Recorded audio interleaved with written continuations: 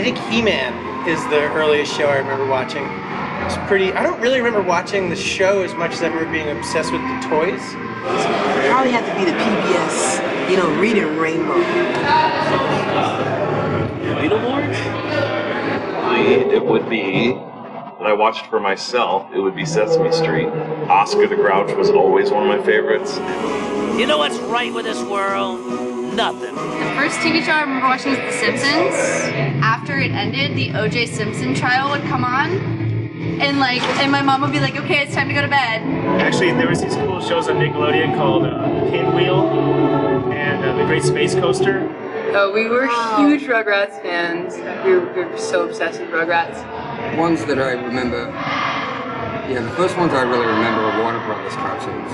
The thing that really resonated with me with them actually was the music. And I think like many of my contemporaries, that was my first exposure to classical music.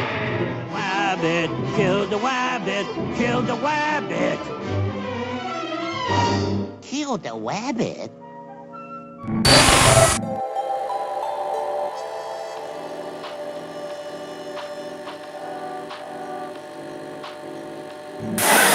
As a kid, like Ultraman, Land of the Lost, I loved Batman, you know, and the Electric Company, I liked Spider-Man on that. Caillou, I think one was called like Angelina Ballerina. It completely, wow, you just like completely made that memory vivid again. Too, but it was definitely a show. It was either Arthur or the Magic School Bus. The earliest Full House. You know, I was like a young girl, so I was around like all of those girls, the sisters' ages when it was happening, and I like loved Mary-Kate and Ashley and thought they were so cool, wanted to be them. There was this one, we had an old VHS tape of like a special that was Cartoon All-Stars to the Rescue. And what I liked about it was that it blended mythologies, so it was like Muppet Babies and like Bugs Bunny and Elf. And they also had this like anthropomorphic cigarette smoke or like marijuana smoke that was like this villain that tried to get people to do drugs. So he seemed kind of like appealing. I know I like Voltron. That was a good one. Even just regular like sitcom shows, Three's Company, BJ and the Bear.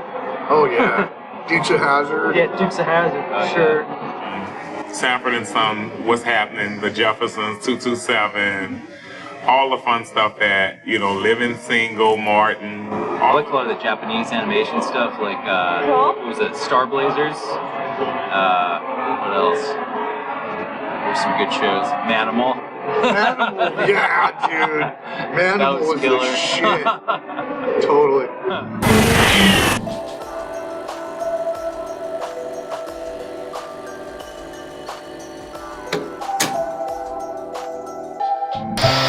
I was very much into Aquatine Hunger Force, and my dad was like, what's this show? This show is cool. So like my brothers and my dad and everybody in my family sort of like got really into Aquatine Hunger Force, like just because of me. And so now there's like in my dad's bathroom, there's like Aquatine Hunger Force posters and everything, like just like all over the place. You know what I loved? As like a young teenager, or like a younger girl, I loved the show Sabrina the Teenage Witch. There was a few Power Rangers. Oh my God. And like the school I went to, every Friday they go to Kennethon Park. And that's where the first edition of the Power Rangers, they would every Friday, they do their stunts out there. So. Well, I still love Garfield. I feel like Garfield is very relatable and just a true representation of like the actual American dream, perhaps. One of the early shows that I really fanned out upon was The Monkees. And that was, I was born in 1960, so I was a really good focus for that. So I was about 8 years old when they were at their prime, and they were the first band I ever saw.